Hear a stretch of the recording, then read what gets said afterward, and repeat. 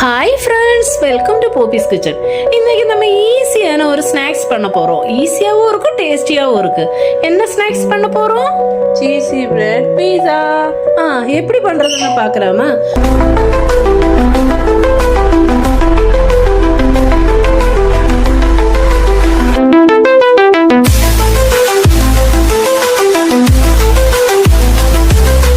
அதுக்காக ஃபர்ஸ்ட் ഞാൻ ബ്രെഡ് എടുത്ത് കട്ട് பண்ணி வச்சிருக்கோம்.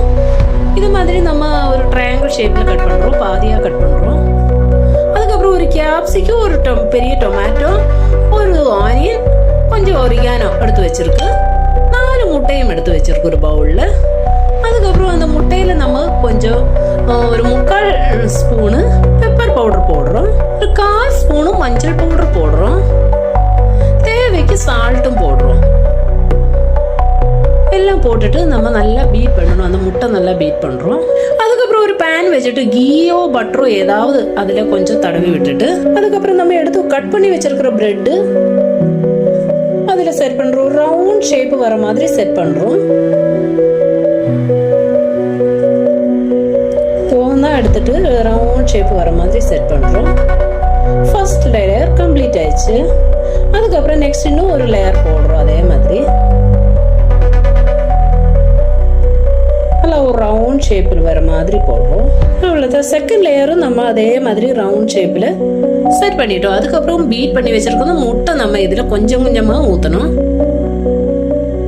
ஏன்னா சீக்கிரமாக மொத்தமாக ஊற்றிட்டா அது ஃபுல்லாக வெளியில் வந்துடும். அதனால லைட்டாக கொஞ்சம் கொஞ்சமாக ஊற்றிட்டு அதுக்கப்புறம் நம்ம கட் பண்ணி வச்சிருக்கிற ஆனியன் இதில் செட் பண்ணுறோம்.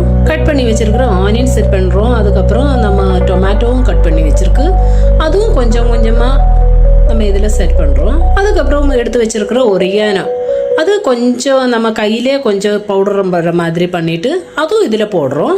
அதுக்கப்புறம் கேப்சிகம் போடுறோம். எல்லாமே நம்ம செட் பண்ணிட்டோம். அதுக்கு மேலே மொசரல்லா சீஸ் நான் கிரேட் பண்ணி வச்சிருந்தோம்.